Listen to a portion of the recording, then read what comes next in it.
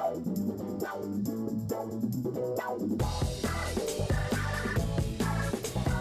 back to Comic-Con live at IGN. I got that one backwards. It's okay, it's day 2, we're getting there. I'm Max Scoving. Joining me is Roth and Caitriona and Sam from Outlander. You're actually from IGN, but you guys are from Outlander. I would love to be from Outlander. It's a great show. I'm sure we could find you a little role. Yeah, you should come visit. Join us, yeah. That would be awesome. I'm holding you to it. We want to be obviously in your position though.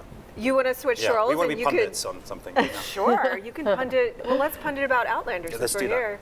I do want to warn everybody, I'm going to talk about some of the events of the season finale, so if you're not caught up, catch up. It's really good. Yeah, we have to talk on? about it. So that was an intense hour of television. There was obviously a really big fan response to it. I want to ask you guys, what was it like for you as actors? How did Ron Moore sort of create a safe environment for you to go to some of those brutal places? Ron Moore just plied us with whiskey, beat us until we got it right. No, absolutely. We spent a lot of time with the writers and the director on those final scripts.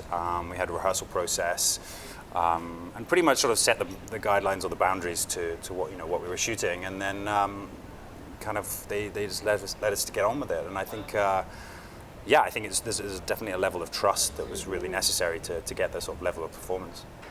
Do you feel like, because there was, I think, amongst book readers sort of like this, they were just kind of tensing up and fearing, knowing that was coming, and I think it came as a shock to a lot of show viewers that did not know that was coming. Do you feel like it was really necessary? I do, but do you feel like it was necessary for the story in this relationship to go to that brutal of a place? I completely think so. I mean, we are following the book that Diana wrote, and this is where she brought the characters, and I think it's especially for Jamie's character. You see how that affects him going on and going forward, and I think as actors you always relish getting given great material like that. It's not comfortable, it's not easy, but it's sort of you cherish getting meaty parts like that to sort of sink your teeth into, and I think we all relished it in a sort of way. Certainly, yeah. Do you pay attention to kind of the fan response to the series, or is that something that you sort of have to block out? I mean, you can't avoid it to some degree, I imagine. Well, our fans are really quiet, so you never really hear from them. Caitriona and I both on Twitter, and we do dip in and out and have a look and see what they're saying, and we get to live tweet sometimes, when the show was airing, and it's just great to see their response, and it is nice that they're this. We put so much time and effort into filming this. The anticipation of people actually seeing it was great. And last time we were here at Comic-Con, we were talking about the show, but it hadn't actually aired. So it's great for people that have actually seen the sort of the culmination of our work. How much of a gap is there between when you guys shoot something and when you're here talking about it, or when it airs? A long time. That's a I mean, we finished production in September of last year. And obviously the first 8 episodes, they started airing in towards, I think it was the middle of August. So by the time the last 8 episodes were aired, I mean, we had already finished production by 6 months or so, right? Which is also, it's quite nice because I think, you're in your own sort of bubble making it, and it's a very protected environment, and then when it goes out into the world, it's nice to be able to look back in hindsight, but the work that you do is sort of in a very contained, safe environment, so you don't get polluted by maybe what's been said out there, Do you guys are in Paris this season, and you're on to the second novel. Have you shot any scene? I know you're still in production. Have you shot any scenes from that novel that you think fans will be particularly excited about? That you can tease? Wow. Yeah, I mean, to be honest, from the first episode, it's a completely different world. Yeah. It's kind of alien to the two of them. Obviously, Jamie's been there before, but it's this very opulent, very Versailles. The King Louis XV, and all the sort of politics to go on there. So I think the fans are just going to be quite surprised by it and really intrigued. It's a very different story.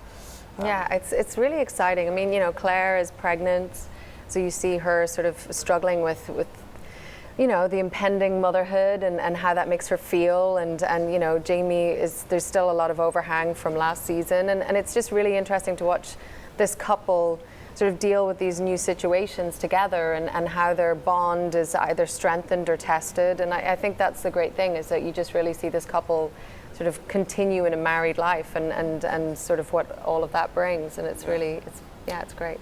We actually have a question from Twitter. You guys mentioned you're on there. We are too. We're at IGN. You can tweet at us, use IGN Live, the hashtag. Ed Chicken.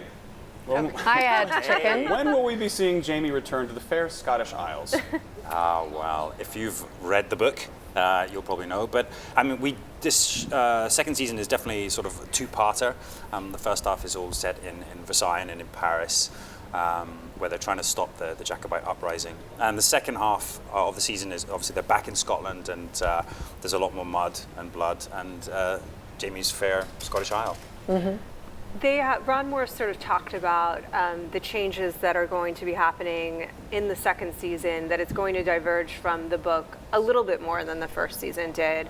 Does it still feel to you that the essence of that story kind of remains as the season unfolds? Oh, of course. I mean, there's sort of the blueprint is laid out by the book. I mean, I think the process of adaptation, you have to change certain things. And with the story this year, in France, it wasn't always, you couldn't just do sort of a literal translation or adaptation.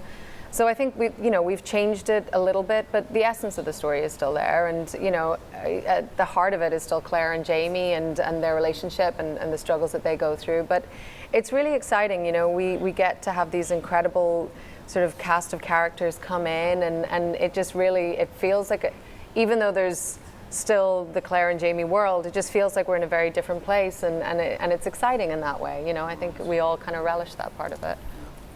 We were just talking about how, before we started taping, no couple has been more on the road and on the run other than Bonnie and Clyde than these two. I mean, they've faced ridiculous challenges as individuals, as a couple. What do you think sort of the biggest ones are going forward for them? I mean, there's endless amounts of obstacles for these two. Yeah, I mean, I think that having to figure out as a couple how they remain connected and keep their bond strong in face of all these different adversities, I think that's kind of the main theme of the second season. And, obviously they're also struggling with the idea of becoming parents in a place where they're not, it's not their home, it's not where they're most comfortable. I think that sort of... Yeah, and they're sort of assuming different identities as well, and I think, they're sort of trying to, as Caitriona said, keep that bond and keep that sort of intimacy that they discovered in season one, and it's certainly tested. Mm-hmm. Politics has also been that's been a really interesting and exciting element of the book, and I think the show, how interweaved that is. And there's obviously Claire, a woman out of time, struggles to find her way and her voice in this world, and we've seen that unfold obviously with the spanking scene and things like that, and the fallout from all of that. What sort of challenges is she going to face moving forward? Do you think that Jamie just now sort of accepts who she is, but what about the rest of the world? Well, it's interesting because she almost had a lot more freedom in Scotland than she does in France. I mean, you go to France and it's a whole different new set of rules from society and what's expected of women, and I think that's one of Claire's struggles this season, is like, as a woman in this new set of rules, how does she find her voice? How does she keep her, her individualism? But again, I think her role as a healer, and that element of her that is kind of the professional woman, she manages to find an outlet for that, and once she does, I think it's that feeling of being useful and being, having a purpose in life, and I think, once she finds that, she kind of finds her ground a little bit more. She gets some wonderful dresses as well. Yes, I mean, that's also the nice thing. She has the most incredible wardrobe, courtesy of Terry Dressback, and it's amazing. And you guys, season 2, do you have a date for that, when that's kicking off, when people can check it out, or? No, Spring, maybe. Okay. Yeah, I don't know. I think if we did, we would be killed if we ever divulged it, but well, no. It's coming though. Maybe Yes. spring. Well, thank you guys so much for joining us. We've got lots more Comic-Con stuff coming, so stay tuned. Don't go anywhere. We'll see you guys in a minute.